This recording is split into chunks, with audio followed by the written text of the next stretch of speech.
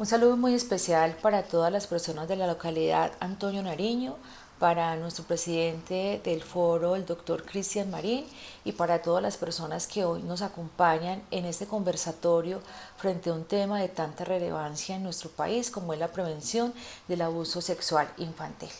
Hoy tengo el honor de acompañar a muchos panelistas en un tema de gran trascendencia para cada uno de nosotros en lo relacionado de cómo protejo, cómo cuido tanto a nuestros niños, niñas y adolescentes en los diferentes ámbitos, y hoy específicamente vamos a hablar del ámbito de la escuela.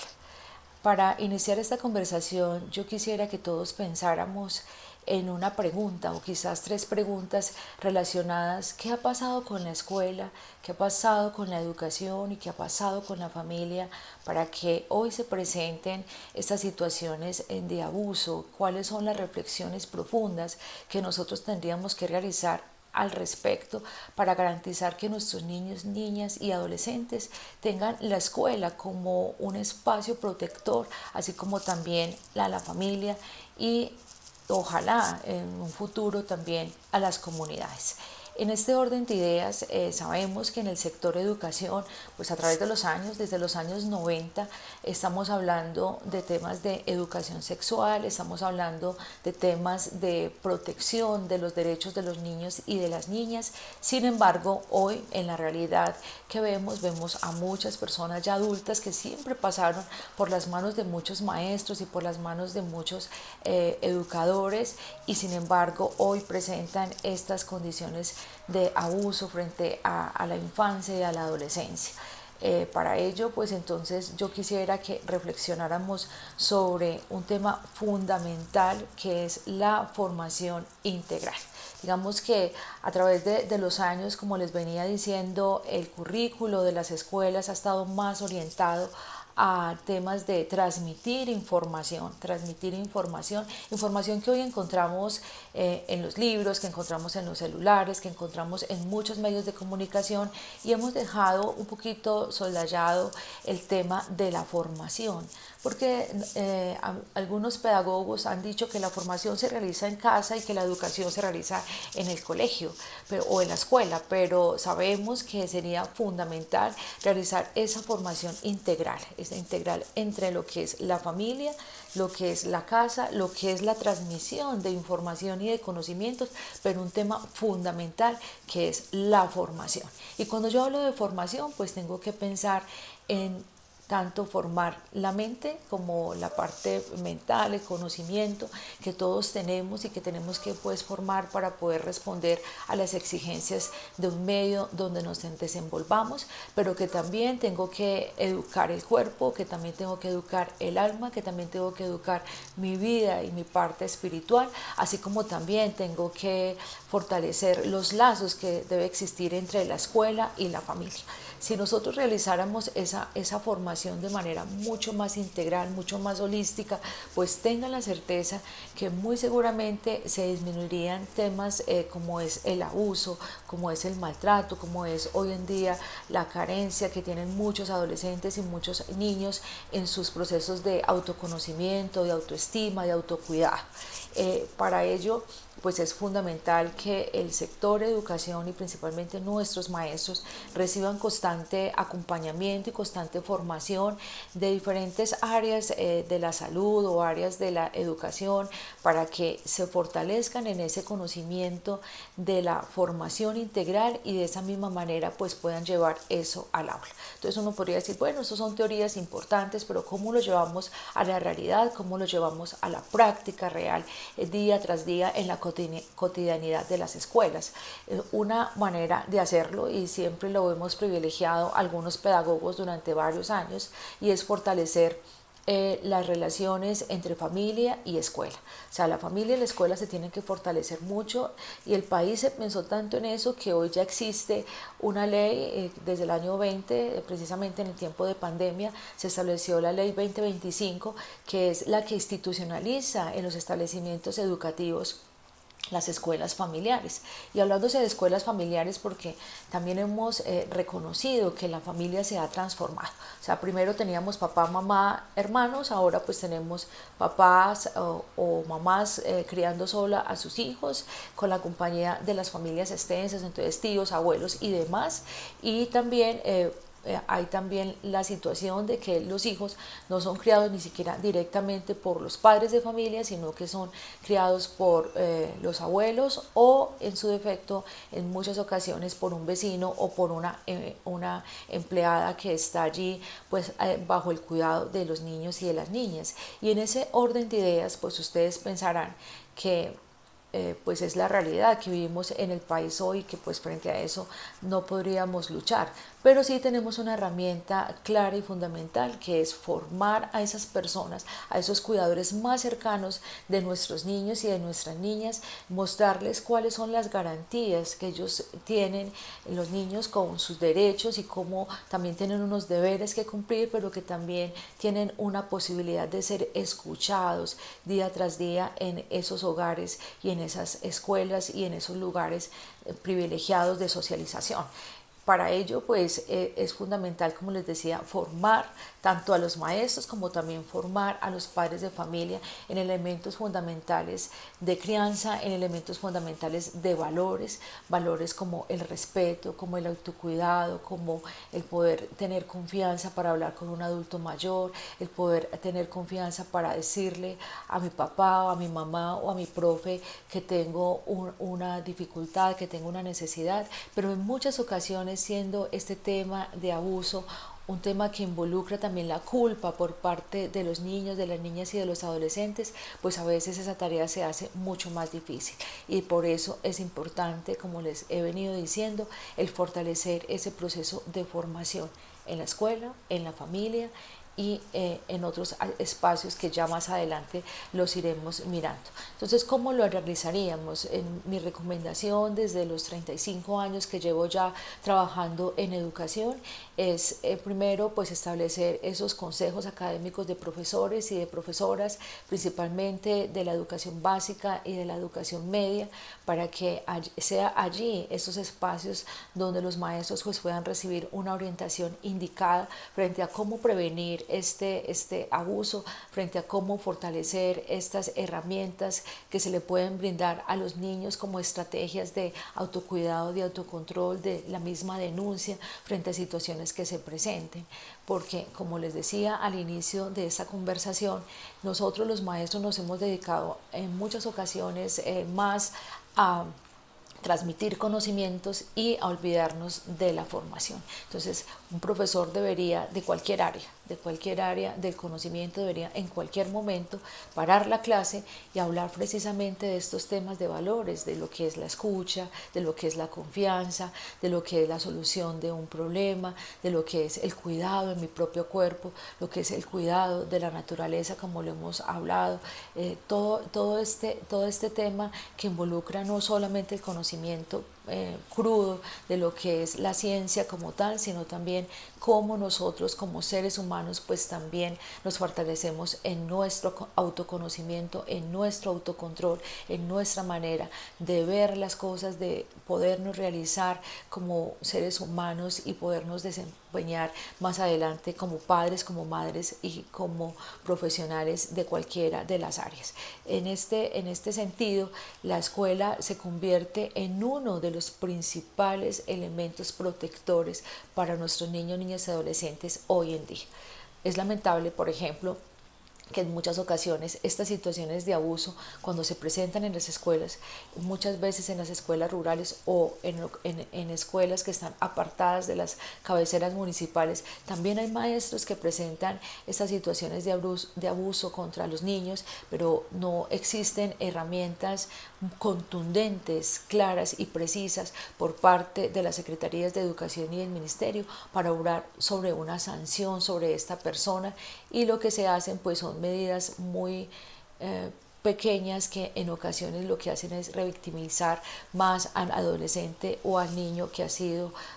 objeto de estos abusos. Entonces sí es importante que se fortalezcan entonces los manuales de convivencia en las instituciones educativas, que se fortalezcan también los comités de convivencia institucional, comités municipales y comités departamentales de convivencia, porque dentro de estos comités de convivencia que están claramente establecidos por norma a nivel nacional, pues vamos a permitir que no solamente la escuela, sino también las secretarías de desarrollo, las secretarías de familia, las secretarías de salud, la misma policía de infancia y adolescencia, las mismas alcaldías se involucren mucho más en campañas mucho más grandes y mucho más potentes frente a la prevención y frente al abuso, que los medios de comunicación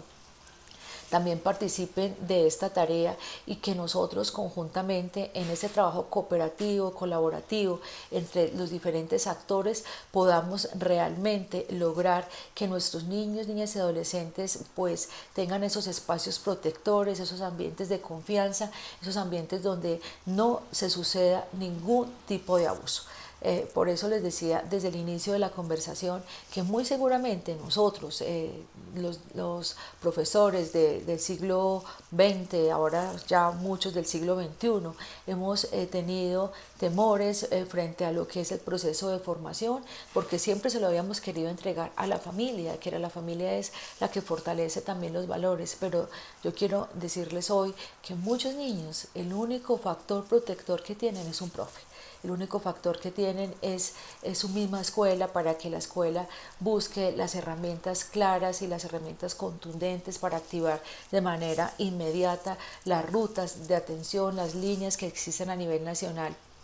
para que se evite el abuso y que sean los profesores los que directamente participen de manera activa, de manera juiciosa en todos estos comités que he venido nombrando, no solamente el comité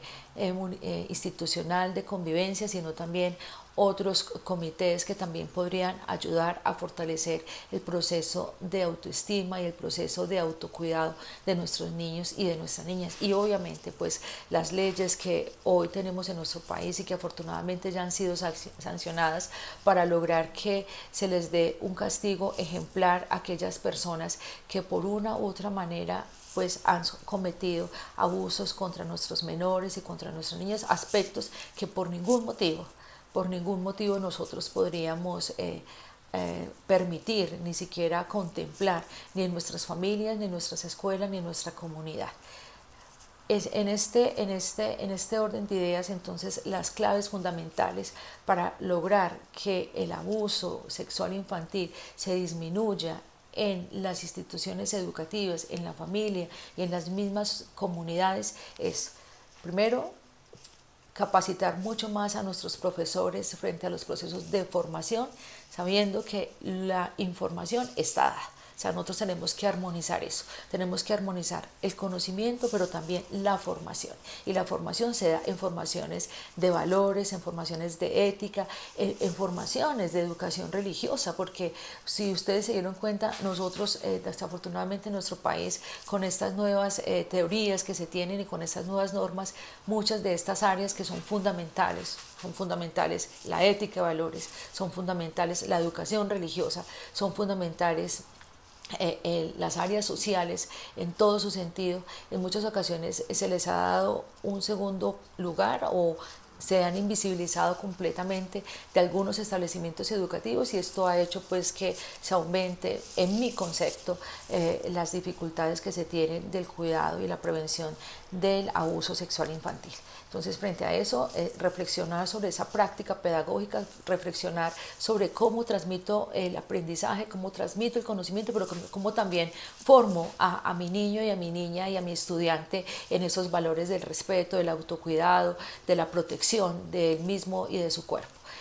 Lo segundo es que se fortalezcan entonces las relaciones interinstitucionales a través de los comités de convivencia, que son municipales y departamentales, y que en alianza con otros sectores como es el sector salud, como es el sector cultura, como es el sector deporte y recreación, como es el sector del ICBF, la misma Policía de Infancia y Adolescencia, establezcan planes de acción articulados y que conversen entre esos actores para poder lograr impactar de manera mucho más positiva diferentes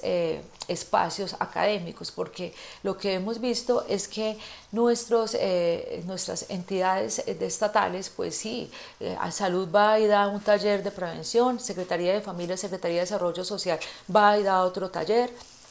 Policía de Infancia y Adolescencia hace sus veces de otro taller, los docentes orientadoras de nuestros colegios hacen también talleres, pero a veces no conversan las acciones entre los diferentes actores, y si nosotros permitiéramos que esas conversaciones interactúen, que esos planes de acción sean orientados hacia el cuidado y hacia la protección de nuestros niños y adolescentes, podría yo decirles con certeza que vamos disminuyendo estas situaciones de abuso. Igualmente, pues entonces fortalecer las relaciones con la familia, que es un canal fundamental en los procesos de prevención, de cuidado y de la misma educación de nuestros niños, niñas y adolescentes, y la familia tiene que estar presente